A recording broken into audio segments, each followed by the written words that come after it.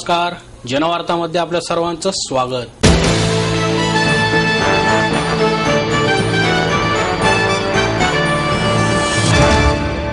धमक्या देणाऱ्या दहशतवादी संघटनांना महाराष्ट्राच्या मातीतच गाडले जाईल असा खणखणीत इशारा गृहमंत्री आर पाटील यांनी दहशतवाद्यांना दिला। गुन्हे अन्वेषण विभागाच्या वतीने आयोजित करण्यात आलेल्या 10व्या पोलीस कर्तव्य मेळाव्यातील विजेत्या पोलीस कर्मचारी आणि अधिकाऱ्यांना पाटील यांच्या हस्ते बक्षीस वितरण करण्यात आले। पोलीस महासंचालक संजीव दयाळ, सीआयडीचे अतिरिक्त पोलीस महासंचालक SP यादव, तुरुंग महानिरीक्षक मीरा बोरवणकर, पुण्याचे पोलीस आयुक्त गुलाबराव पोळ आदी वरिष्ठ पोलीस अधिकारी या प्रसंगी उपस्थित होते। मुंबईवर 26/11 रोजी झालेल्या दहशतवादी हल्ल्यातील आरोपी अजमल कसाब याला 2 दिवसांपूर्वी येरवडा कारागृहात फाशी देण्यात आली। त्यानंतर प्रथमच बोलताना आर पाटील यांनी जाहीर कार्यक्रमातून दहशतवादी संघटनांना खणखणीत इशारा दिला। तो कार्यक्रमही पोलिसांचाच असल्याने पोलिसांचे मनोबल वाढले आहे। मुंबईवर झालेल्या हल्ल्याचा उल्लेख करून पाटील म्हणाले, अजमल कसाबला फाशी दिल्यानंतर पाकिस्तानातील काही दहशतवादी संघटना पुन्हा हल्ल्याच्या धमक्या देत आहेत। असे धाडस कोणी केले तर त्याला इथेच महाराष्ट्राच्या मातीत गाडले जाईल। आज सांगायला अभिमान वाटतोय माझ्या पोलीस दलाचा, जेल विभागामध्ये काम करणाऱ्या आमच्या अधिकारी आणि कर्मचाऱ्यांचा। एक ऑपरेशन ठरलं ते गुप्ततेनं करायचं। महिला होत्या, ज्यावेळी हे ऑपरेशन यशस्वी झालं त्यावेळी पोलीस दलामध्ये काम करणाऱ्या भगिनींच्यावर ही जबाबदारी टाकली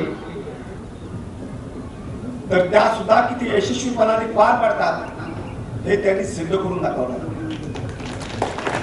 पिढ्यानपिढ्याची या देशाची एक संस्कृती आहे, ज्यावेळी राक्षसी प्रवृत्ती वाढतात त्यावेळी त्याचं निर्धारण दुर्गा माता करत असतात।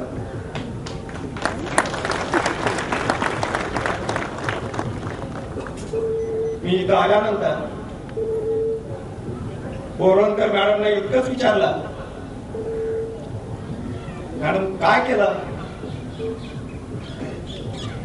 मी आपल्या विभागासाठी कोणती घोषणा केली, कोणती मागणी मान्य केली तर तुम्हाला समाधान मिळेल आणि क्षणाचाही विलंब न लावता त्यांनी सांगितलं, पोलीस जितकं कर्तव्य करत असतात, जितकी ड्युटी करत असतात तितकीच कठीण कर्तव्य जेलमधल्या गार्डपासून वरिष्ठ अधिकाऱ्यांना करावी लागतात। पण पगारात तफावत आहे, मिळणाऱ्या आरोग्य सुविधांमध्ये तफावत आहे। बोरवणकर मॅडम, महाराष्ट्राच्या पोलीस दलामध्ये कर्मचाऱ्यांना ज्या सुविधा दिल्या जात आहेत त्याच सुविधा जेलमध्ये काम करणाऱ्या हजारो कर्मचाऱ्यांना दिल्या जातील।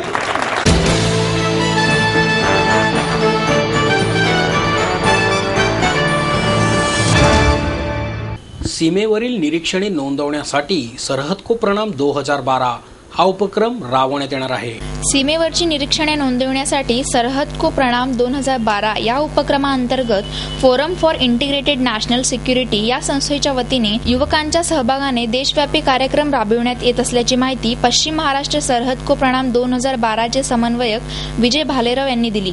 कार्यक्रमाअंतर्गत युवक सीमेवरची निरीक्षणे नोंदवून ती विविध माध्यमातून समाजापर्यंत पोहोचवून व त्यातून देशाची सुरक्षा याविषयी जनजागृती करणार आहेत। दिनांक 16 डिसेंबर रोजी पुण्यात विजय दिवस साजरा करणार असल्याचेही यावेळी सांगण्यात आले।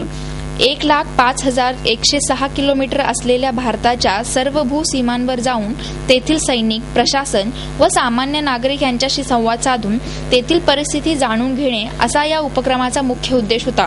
देशभरातील 800हून अधिक जिल्ह्यांमधून 10,000हून अधिक देशभक्त युवकांनी 469 ठिकाणी जाऊन ही निरीक्षणे नोंदवली आहेत। पश्चिम महाराष्ट्रातील 7 जिल्ह्यातून 105 युवकांनी यामध्ये भाग घेतला असून पुणे शहरातून 63 युवक स्वखर्चाने या कार्यक्रमांसाठी गेले आहेत। यामध्ये महाविद्यालयीन युवकांनी मोठ्या प्रमाणावर सहभाग नोंदवला आहे। 5 दिवसाच्या कार्यक्रमात युवक रोज चौकीपासून प्रत्यक्ष सीमेपर्यंत 8 ते 10 किलोमीटर चालत जात होते। देशासाठी शहीद झालेल्या सैनिक व नागरिक यांच्या स्मारकावर युवकांनी आपल्याबरोबर नेलेल्या पवित्र तीर्थाचा अभिषेक करून त्यांना श्रद्धांजली अर्पण करण्यात आली. सीमेवरील सैनिक, नागरिक यांना रक्षासूत्र बांधून एकात्मतेचा संदेश अनुभवण्यासाठी हा कार्यक्रम आयोजित करण्यात आला होता. तेथे गेलेले युवक देशाच्या सीमेवरील पवित्र माती आपल्याबरोबर आणणार असून विविध भागातील पवित्र ठिकाणी ती समर्पित करणार आहेत.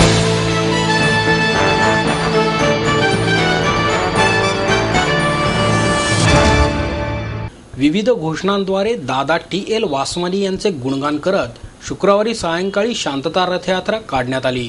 हरे कृष्णा हरे राम, दादा श्याम पशु का प्यारा दादा श्याम अशा घोषणांद्वारे दादा टी.एल. वासवानी यांचे गुणगान करीत शुक्रवारी सायंकाळी शांतता रथयात्रा काढण्यात आली. दादा टी.एल. वासवानी यांची 133वी जयंती येत्या रविवारी असून त्यानिमित्त साधू वासवानी मिशन यांच्या वतीने या रथयात्रेचे आयोजन करण्यात आले होते. हा दिवस अहिंसा दिवस तसेच प्राणीमात्रांच्या हक्कांचा अभय दिवस म्हणूनही पाळण्यात येतो. 94 वर्षांचे दादा जे.पी. वासवानी यांनी टी.एल. वासवानी यांच्या पुतळ्याला पुष्पहार अर्पण करून शेकडो भक्तांच्या उपस्थितीत प्रार्थना म्हटल्यानंतर पवित्र समाधीपासून रथयात्रा सुरू झाली. यावेळी विविध सामाजिक, धार्मिक, राजकीय संस्थांचे प्रतिनिधीही उपस्थित होते. जगात शांतता नांदावी आणि शाकाहाराचा प्रचार हा या रथयात्रेचा मुख्य उद्देश होता. त्यात सर्वधर्मीय नागरिकांसह विविध शाळांमधील विद्यार्थी मोठ्या संख्येने सहभागी झाले होते. अन्य 2 गाड्यांवर शालेय आणि महाविद्यालयीन विद्यार्थी विविध भक्तिगीते सादर करीत होते.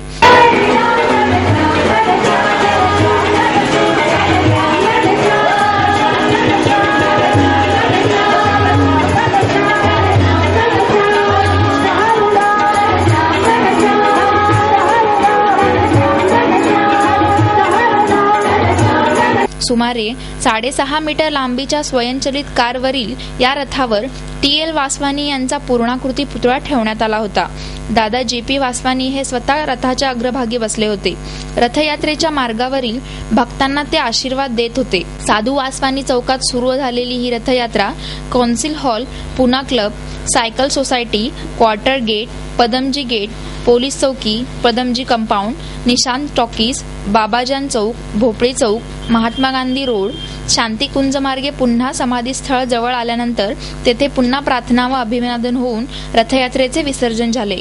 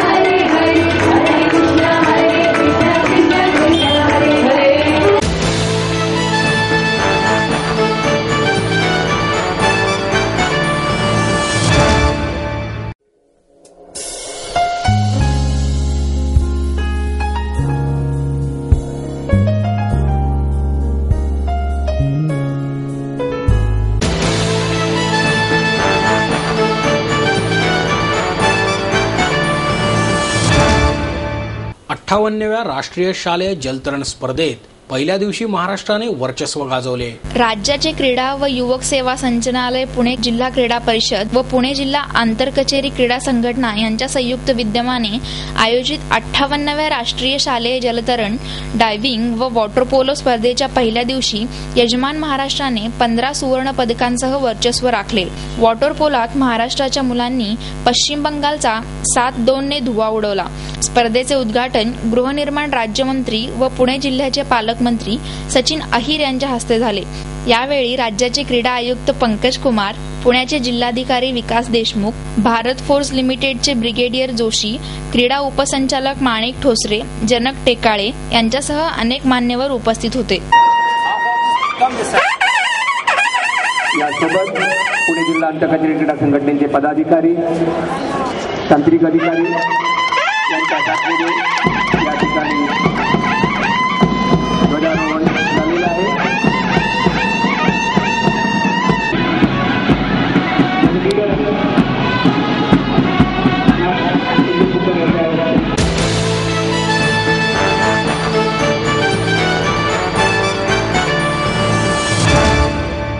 विमुक्त भटक्यांना आरक्षण देण्यात यावे अशी मागणी भटक्या जमाती संविधानिक हक्क समितीच्या वतीने करण्यात आली. मूळ विमुक्त भटक्या जमातींना आदिवासींमध्ये लोकसंख्येच्या प्रमाणात आरक्षण तसेच आमचे हक्क संविधान दिनी आम्हाला मिळावे अशी मागणी मूळ भटक्या जमाती संविधानिक हक्क समिती महाराष्ट्र यांच्या वतीने दिलीप परदेशी, संतोष जाधव, सलीम छप्परवार, वैशाली भांडवलकर, भरत विटकर, सुनील जाधव यांनी पत्रकार परिषदेत केली.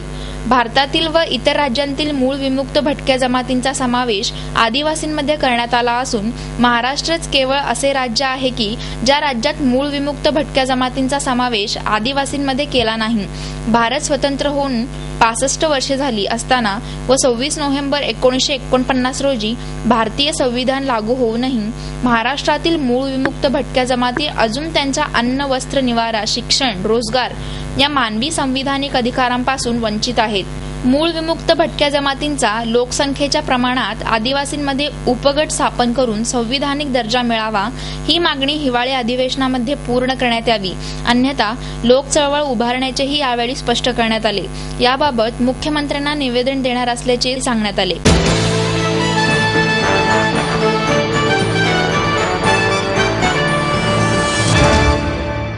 गेल्या 20 दिवसांपासून मिसिंग NRI गौरी भोसलेचे अभिनव कॅम्पेन शहरांमधून दिसून आले.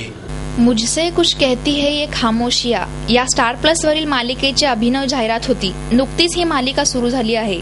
यातील गौरी भोसलेच्या भूमिकेतील मृणाल ठाकूर, रवींद्र मंकणी उर्फ अप्पासाहेब तसेच मृणाल कुलकर्णी उर्फ प्रतीक्षा यांनी भेट देऊन मनमोकळ्या गप्पा मारल्या.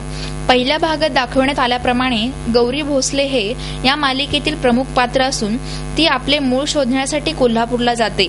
त्या प्रवासाबद्दल ही कथा आहे. लंडनमध्ये गौरीच्या लग्नाची तयारी होत आहे. भारतातून जाते त्या प्रवासाबद्दल ही कथा आहे. ही भूमिका साकारणे खूपच आव्हानात्मक होते अशी प्रतिक्रिया मृणाल ठाकूरने व्यक्त केली. तर पुन्हा एका चांगल्या मालिकेत रवींद्र मंकणीसोबत काम करण्याची संधी मिळाली ही आनंदाची गोष्ट असल्याचे मृणाल कुलकर्णी यांनी सांगितले. क्या होगा जब सामना होगा इस सच्चाई से? खामोशियां, सोमवार से शुक्रवार रात 7:30 बजे star plus per. I'm sorry, I'm so attached to this story. When I saw the promo, I mean, Gauri के लिए विनी एंड प्रताप वो उसके रियल मम्मा पापा नहीं है, तो उसे पता नहीं कैसे रिएक्ट करे, कैसे रिएक्ट करे, यू नो. एंड गौरी जब लंदन जब भी बचपन में उसे मम्मा पापा ने उसको अप्पा साहब के बारे में बताया था, इट वॉज लाइक अप्पा साहब एक छोटे से गांव में रहते हैं, यू नो, कोल्हापुर में. उनके पास ना ही ढंग मतलब यू नो रहने के लिए ठीक से एक छोटा सा घर भी नहीं है, और वहाँ पे तो रास्ते तक नहीं होते कोल्हापुर में. कंप्यूटर का तो यू नो जरिमा मतलब फोन बात ही नहीं हो सकती.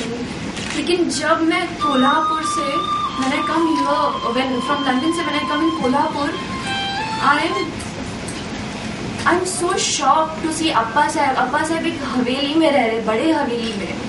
End this is one of the shock, like क्यों मेरे आई बाबा ने मुझसे यू नो ये सब कहा कि वो एक छोटे से घर में रहते हैं. Is the story. ये खामोशियां हैं जो हम बात नहीं कर सकते, जो एक दूसरे से छुपाई गई हैं, और इसके पीछे एक बहुत बड़ा राज है, एक बहुत बड़े इंसान का हाथ है कि क्यों माँ बेटी 20 साल तक एक दूसरे से मिल नहीं पाई. त्यांच्या हातामध्ये, स्वतःच्या हातामध्ये आणखी स्वतःमध्ये भरपूर पॉवर आहे, डॉमिनेटिंग आहे, very ruthless character, very black character. आपल्या भावभावना ज्या काही असतील, त्या डोळ्यात पाणी आलं तरी त्या पाण्याच्या मागे काहीतरी रहस्य आहे, त्या चेहऱ्यावरती हसू कुठलं तरी देखील त्याच्या मागे काहीतरी रहस्य आहे. त्या रहस्याचा उपयोग तो स्वतःच्या फायद्याकरता करून घेतो. मला असं वाटेल की हे खरं कुटुंब आहे, आणि मला वाटतं त्यातला हा यशाचा मोठा एक भाग आहे की पटकन ऍक्सेप्ट करणं लोकांनी. ते मला असं वाटतं की पहिल्या आठवड्यामध्येच लोकांनी ऍक्सेप्ट केलं. जो मुझे परेशान की जा रही है, क्या मैं कभी जान पाऊंगी कि इंडिया में क्या है जो आखिर कैसी है ये खामोशियां जो हर पल मुझसे कुछ कहना चाहती है।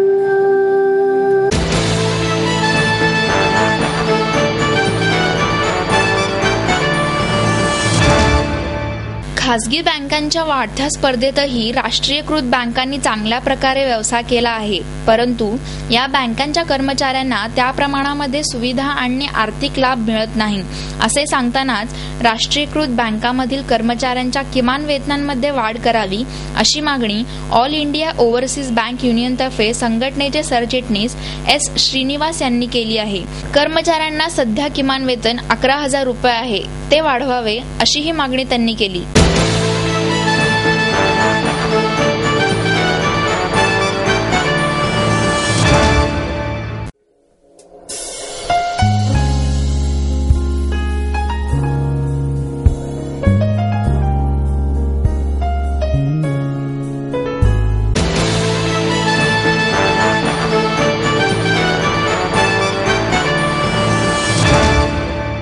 आणि याबरोबरच हे बातमीपत्र संपलं। पुन्हा भेटूया उद्या याच वेळी। नमस्कार।